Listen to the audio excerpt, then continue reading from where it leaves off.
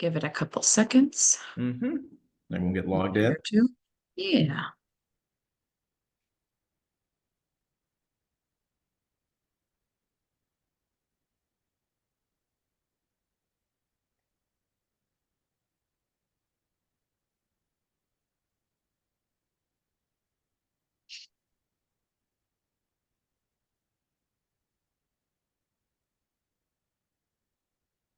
Just going to give it another minute, let individuals continue to log in.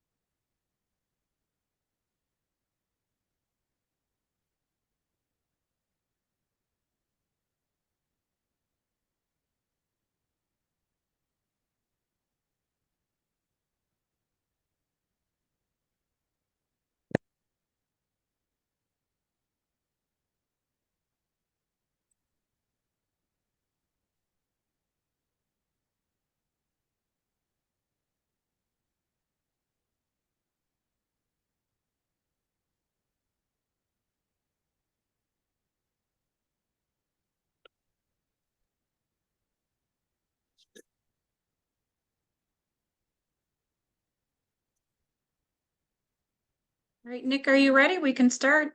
Yeah, we can go ahead and get started. All right. Well, thank you everyone for joining us today and welcome to the Anew Advisors webinar education series. My name is Liz Notley and I am the Director of Operations for Anew Advisors. Today, our webinar will be focused on the economic review of the first quarter of 2024. Nick Schneider will be presenting. Just a few housekeeping things before we get started. Today's webinar will be recorded, and during the presentation, you may ask questions via the chat. Otherwise, there will be a Q&A at the end for any questions that were not answered. As always, we have to share our disclosures with you. Today's agenda, we'll just briefly touch on who is Anew, review our monthly education webinars, and then I'll give it over to Nick. I'll just leave this up here for a second. You guys can review this. It talks about who we are and what we do. Here's a wonderful picture of all of us. And a little bit of our history. We have our 2024 education calendar. This is April. We are in our quarterly market update. May, we'll be learning about Anew Advisors roadmaps. This is on our website, so you can always access this. But without further ado, I'd like to present Nick.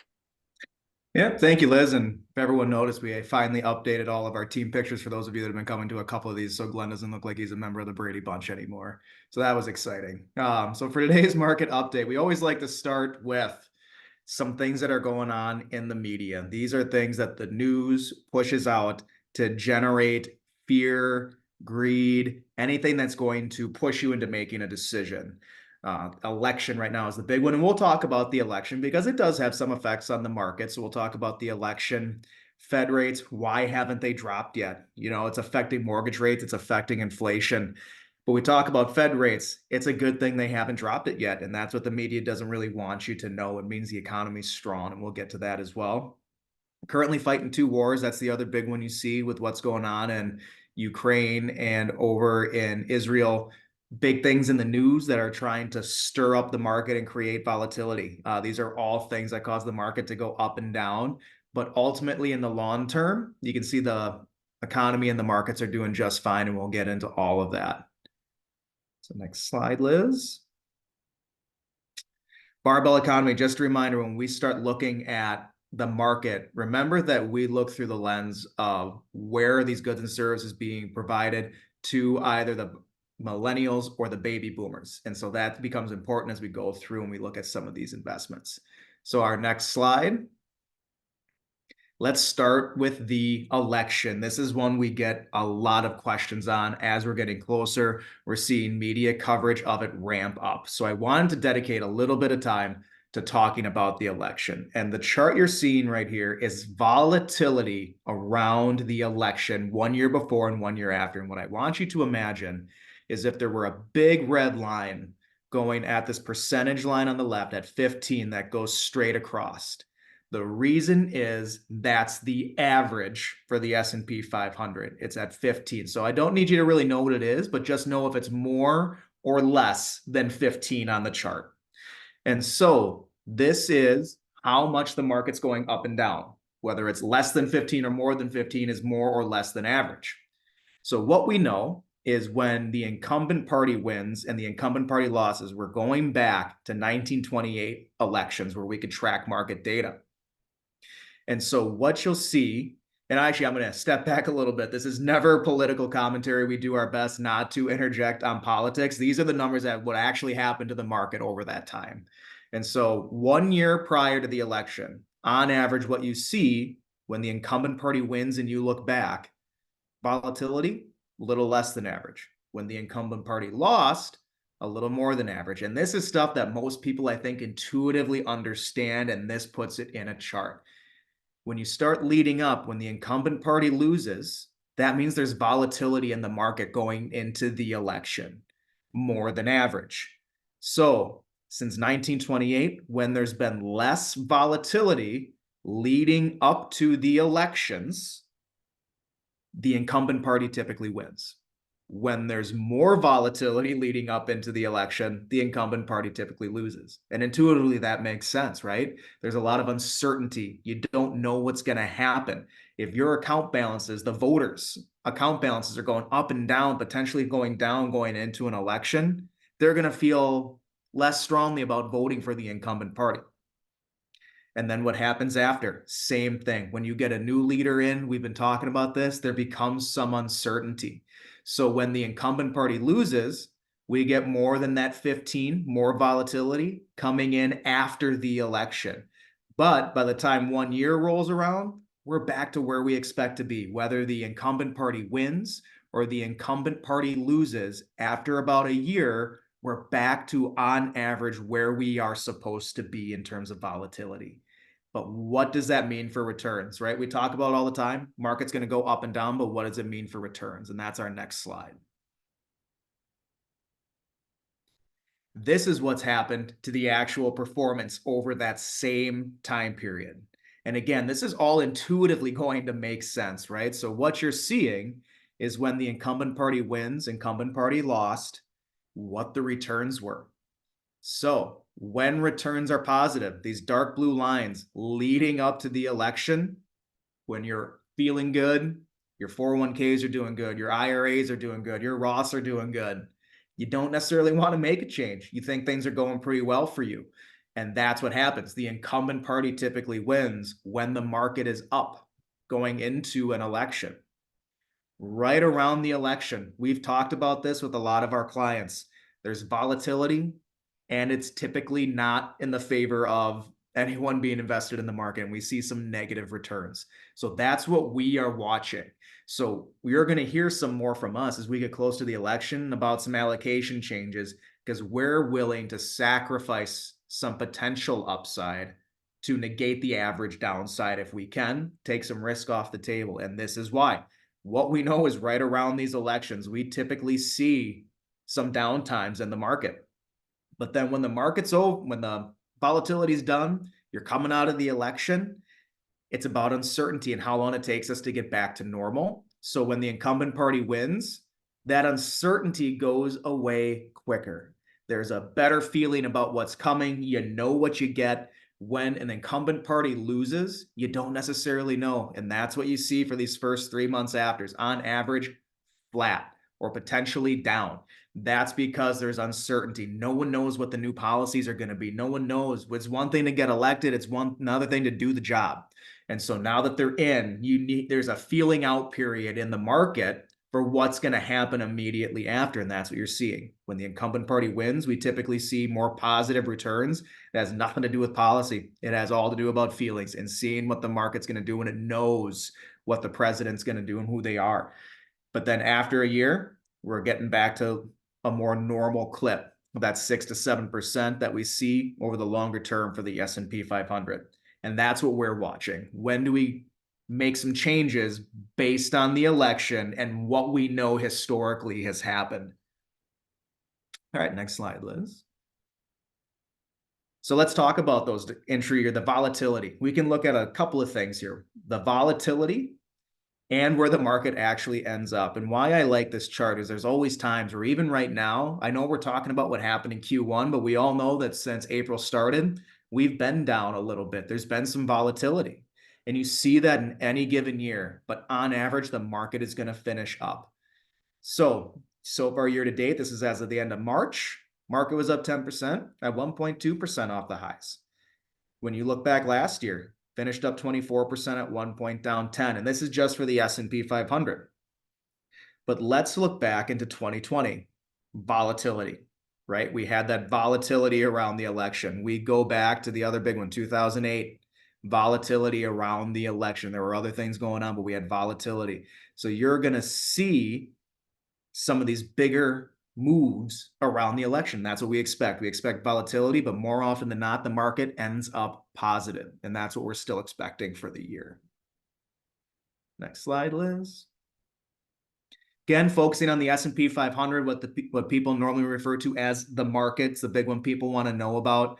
The reason I like this chart first and foremost is it shows how quickly that highs and lows can change now versus what it was for the last 20, 30 years. And the reason that's important, data and information move quicker than ever now. So what you're seeing is way on the left-hand side of the chart where we had these longer time periods between highs and lows.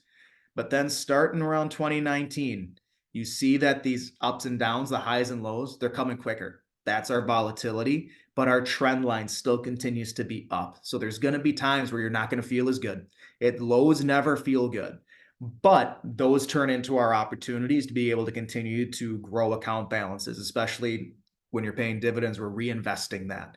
So it's about staying invested and we keep reaching these new highs. For those of you that get our newsletter, we just posted that this was so far this year, I believe there's been 38 new highs on the S&P 500. And that's not over the last 1 year, 3 year, 5 years, it's over the last 6 months. And so even though we do get these bad feelings, it's good to put it in perspective, see where we're at, and then be able to see, hey, volatility happens, but we keep trucking forward. Next slide. Now, not everything on the S&P 500 is created equally, and that's what we're going to talk about on these next slides. First one we're going to talk about is growth versus value. So growth, think your big tech companies. Value, think your strong balance sheet dividend payers. And so what you're seeing right now in this chart here on the left is that what we're saying is value is cheap relative to growth. What's good about that is these value stocks typically pay dividends. You're reinvesting at cheaper prices. So when they have their turn, you have more to be able to grow. And if you look at the box at the bottom left-hand side, what you're looking at is just for comparisons, price to earnings ratios, and then dividend yields. So if you're looking at value, currently at 16.1 price to earnings, long-term average 14.1, we're in range, right? Current dividend yield, same thing. Average of 2.2, long-term 2.6 on average for the S&P 500 value stocks. Growth stocks, currently 27.8 versus the average of 20. What that means, this is that expensive part. That means that their price is more relative to its earnings historically. So they look more expensive than value. And then again, they're not big dividend payers. Your growth stocks are the ones reinvesting in R&D, technology to be able to grow the company and reward shareholders in that way versus paying out those dividends. Next slide, Liz. This is one we've liked to show recently. This is showing the weight of the top 10 stocks on the S&P 500 compared to the other 490. So there are 500 companies covering 503 positions on the S&P 500. 10 of them, if you look at this chart in the upper right-hand corner, 10 of those companies are 33% of the market weight of the S&P 500. And the chart right below, they contribute 25% of the earnings for the S&P 500. So they are a third of the size in terms of dollars, and they produce 25% of the earnings come from those 10 companies, your big 10. And so then when you go over on the right, that's what leads to some of these returns. When those 10 companies do well, S&P 500 does well. When they don't do so well, you're going to see the S&P 500 come back down a little bit. But you can see when we're talking about price to earnings ratios from that last slide, that's what's driving it. Those top 10 are driving the S&P 500, and any portfolio manager isn't going to hold them in such a percentage that it drives your portfolio as fast and as aggressively as the S&P 500. And that's why when anyone checks returns, whether it be in your 401k, 457, Ross, if you're not holding an overweight of those 10 stocks, you're probably wondering, why can't I catch up to the S&P 500? And that's why they drive it to such an extreme that it's hard to keep up unless you're making those very specific and direct bets on those. Next slide, Liz. So how are we doing by sector? Again, this is based on the S&P 500, looking across different sectors. So far, year to date, been going pretty well. Energy, materials, financials, industrials, tech, consumer services, all doing exceptionally well. The one I want to focus on is real estate. And this is going to be how we transition into some of our interest rate Fed topics. But real estate has suffered. Why is that? We all know interest rates have been high. Fed hasn't dropped them yet. Mortgages are high. But what I would like to remind millennials on this phone call is we haven't known these interest rates. Money has been very cheap for the vast majority of our lives. For our Gen X and baby boomer clients, they remember interest rates that have been significantly higher. And interest rates now, on average, for mortgages, pretty standard. You know, a 6% mortgage on a home is not a bad thing. A 7% interest rate on a home is not a bad thing. We've seen significantly higher numbers historically. So I just like to put that in perspective. But what that does to real estate is, as the largest home buying group, being the millennials, it's becoming expensive, or it feels expensive for the millennials. And it's been harder to get into new homes. The other thing it does is in real estate investment trust, REITs, which we hold in our portfolios, is it's harder to recycle, right? When you're buying new properties, it doesn't look good on a balance sheet and income statement when you're giving up, you know, a property that was being at 3-4%, now having to recycle it at 6%. And it's hurt the returns of real estate in any of the portfolios. Next slide, Liz.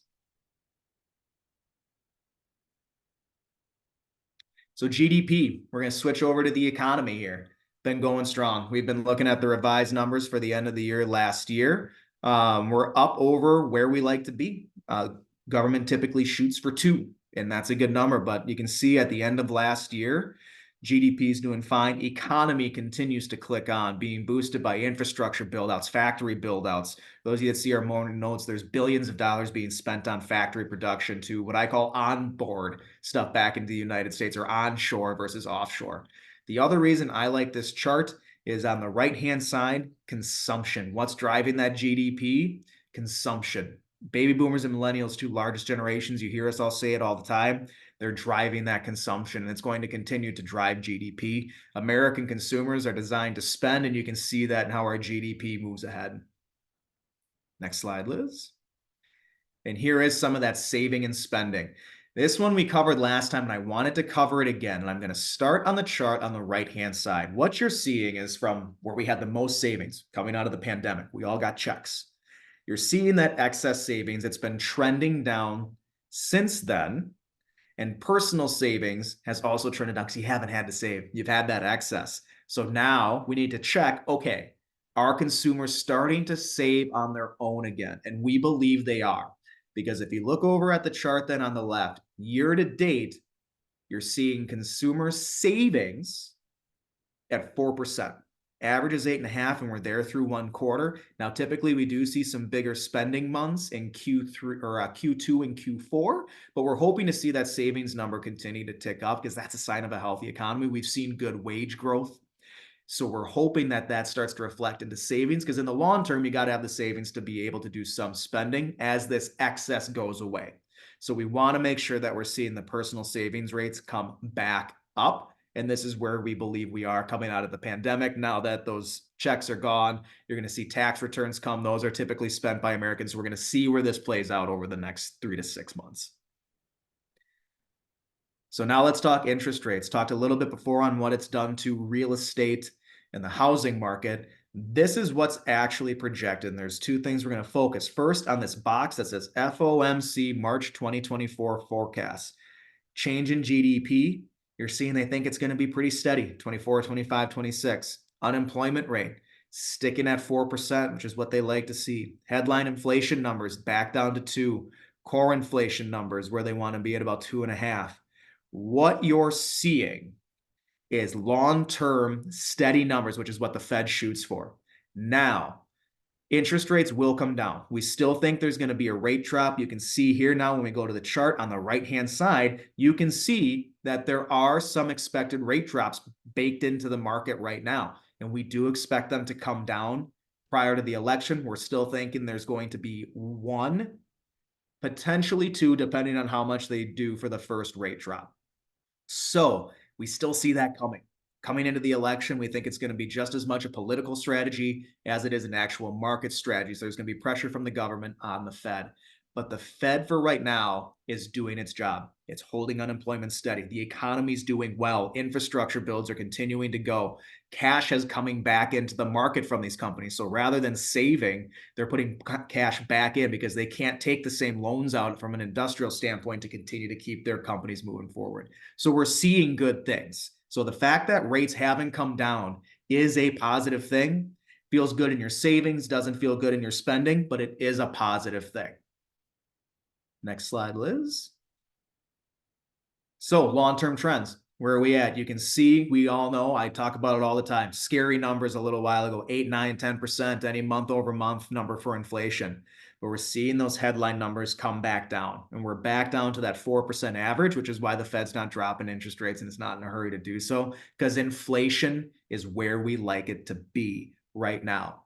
But what I will say, we are very much aware that cumulative inflation over the last couple of years, you've seen price increases of upwards of 26% because of what inflation has done. Which is another reason at some point they got to bring this back down. Cumulative inflation, we all feel it. Groceries are more expensive. Going out's more expensive. The things we like to do, that's all gone up in cost, and we are conscious of that and aware of that. So we know, but inflation's back down. We think we'll see it tick back down to combat some of that cumulative inflation we've seen over the last few years. Next slide. So this is one of my favorite charts. This is consumer confidence in the market and what happens afterwards. And this is where I like to close because sometimes there is some doom and gloom in our quarterly market updates. We try to keep the positive news on there, but we know that it doesn't always feel good. But what I love this chart for is this is showing when people feel the worst, all those blue dots towards the bottom of this chart are when the consumer feels the worst about the stock market. And then what you see is what happens next. So all these times when you're feeling the worst about the market, and it's hard to put money in because you just see those account balances going down. We've had a good run, but we've all been part of these bad markets. When you start to feel the worst, that's the best time to add more money in, even though it hurts. Because what this chart is saying in our little box up in the upper left-hand corner is after the 9 sentiment troughs, those bottoms, average S&P returns after those bottom marks, 24%. And you're seeing that right now. At June of last year, people felt terrible about the market. Since then, up 17.6%. So it's just a reminder, even though you're not feeling good sometimes, and you might not be feeling good to start this month, it's been a couple of 3 rough weeks, but that's the time to put the money back in because after these trials is typically when we have the best returns. All right, next slide. Should be just a reminder, our investment philosophy, so you have some idea of how we view investments when we are giving these quarterly market updates. We do typically look at individual stocks versus mutual funds. We want those stocks to be paying a dividend. And then like we've talked about a little bit already, providing goods and services to baby boomers or millennials. That's how we build our portfolios to drive the market. And that's why when you look back, that's some of the lens we look at investments through when we're giving these. If you want to reach out, as most of you know, we primarily serve first responders, police and fire. Here are your 2 points of contact. On the fire side, it's Mike Bongiorno. On the police side, it is Sean Lauda. You can scan those. It'll bring you to a page to reach out to them. For our private sector clients, you can also reach out to Glenn and I directly if you would like. And then last page, any questions for us? We'll give you all a second to throw them either in the chat box or the Q&A. Feel free to use the chat or the Q&A and we can answer any other questions.